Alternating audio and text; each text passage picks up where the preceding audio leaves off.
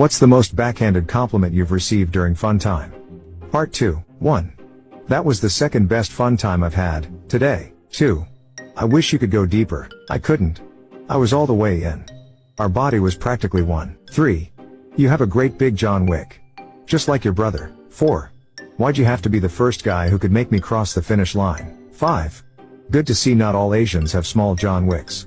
Said by my wife, the first time we had fun time. 6. I had someone say while I was giving them a blowy. Dang, any girl looks hot with a John Wick in their mouth. 7. Your tiny lovely lady lumps look so good when they're bouncing like that. Thanks. 8. You look good for a fat chick. 9. Your John Wick is the perfect size.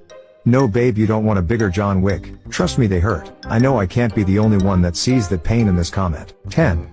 Your small lovely lady lumps aren't a deal breaker for me. He said it completely randomly, definitely didn't ask, and am a ducking C cup.